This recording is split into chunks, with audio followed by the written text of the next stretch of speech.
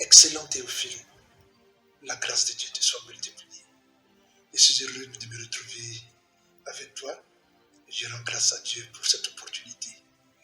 Je vais parler brièvement d'un sujet important, un sujet qui a trait, n'est-ce pas, à la destinée.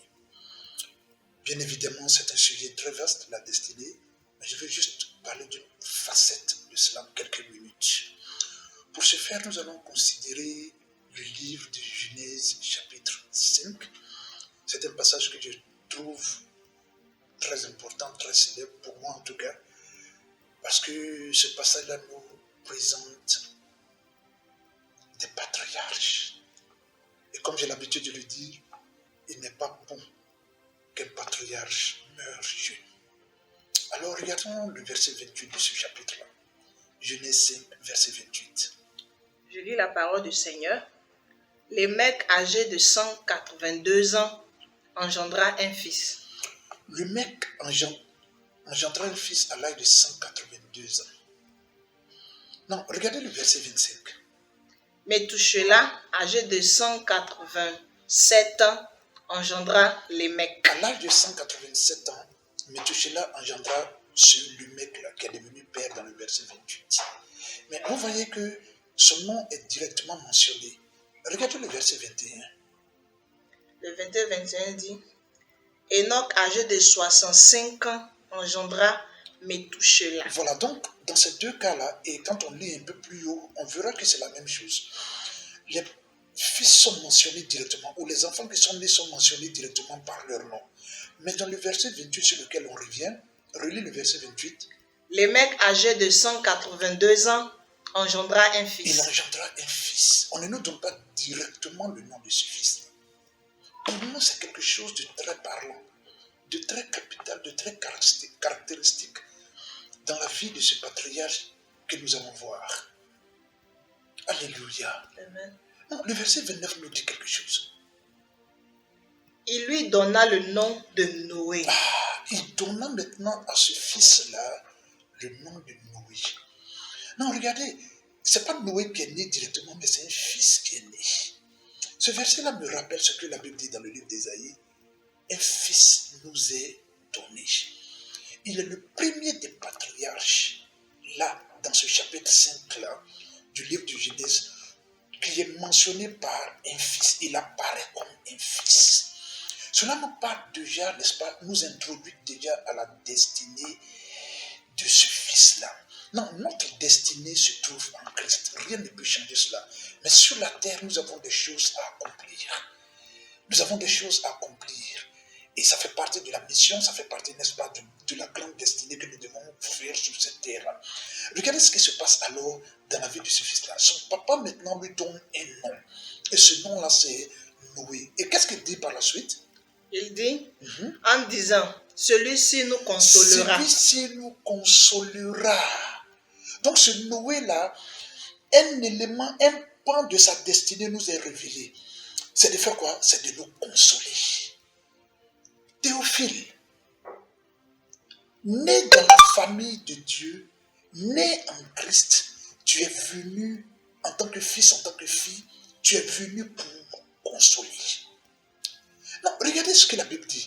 La Bible nous présente l'Esprit de Dieu qui se mouvait sur les eaux dans le Nouveau Testament. La Bible le présente comme étant le consolateur. Et Noé nous a introduit comme quelqu'un qui vient pour consoler. Alléluia. Je ne sais pas si vous voyez. Donc là, cela sous-entend, n'est-ce pas, que ce fils-là serait utilisé par l'esprit de consolation pour consoler le monde, pour consoler, n'est-ce pas, la famille des patriarches, pour consoler le monde à cette époque-là. Il est bon pour nous de situer le contexte dans lequel Noé est né. Il est né à une période où les géants avaient envahi la terre. Il est né à une période où, n'est-ce pas, le péché était suprême. Il est né à une époque où les gens se mariaient leurs filles, où les gens vendaient, commerçaient, faisaient tout ce qu'ils avaient à faire. Il est né à une période où le péché ne faisait que croître et la méchanceté de l'homme ne faisait que grandir à l'air crescendo. C'est à cette période-là qu'il est né. Et à cette période-là, les quelques justes qui étaient là étaient déjà fatigués. Fatigués de tout ce qui se passait dans ce monde-là. Et Noé vient pour consoler. Alléluia. Théophile, tu es là pour consoler. À cette période de l'histoire de la terre, l'une de tes destinées, ou une part, ou une frange de ta destinée, une façade de ta destinée, n'est-ce pas, c'est de consoler. Je prie au nom de Jésus que Dieu t'utilise pour consoler ta famille. Dieu t'utilise pour consoler ta nation. Dieu t'utilise pour consoler ta communauté. Dieu t'utilise pour consoler ton continent. Dans le nom de Jésus. Non, regardons encore la vie de ce Noé-là. Nous nous rendons compte que Noé vient et 500 ans après sa naissance, il reçoit un appel des plus puissants de Dieu. Quel est cet appel-là? C'est de bâtir une arche. Pourquoi?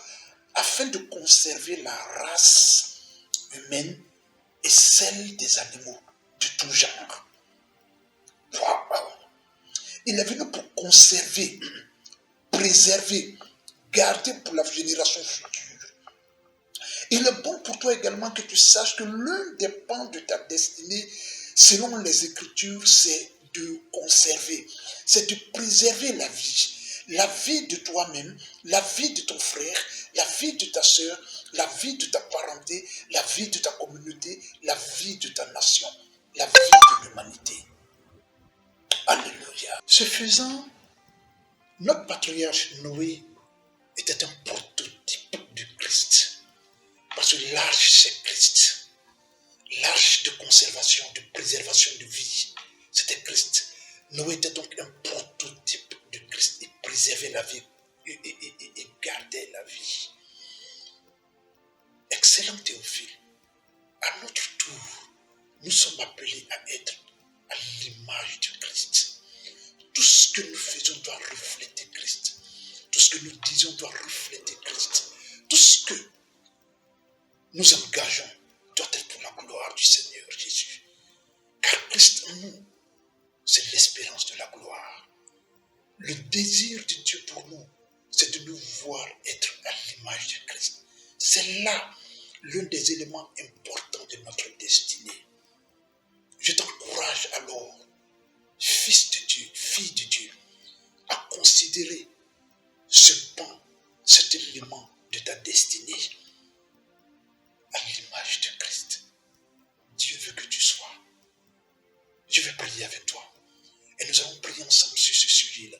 Seigneur, ce pan de ma destinée que tu veux que je sois à l'image de Christ, manifeste-le dans ma vie.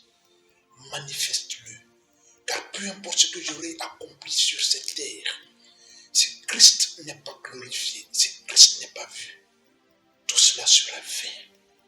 Merci Seigneur de m'envoyer au pied de la croix, car c'est là que ma vie change et fait place à celle de Christ.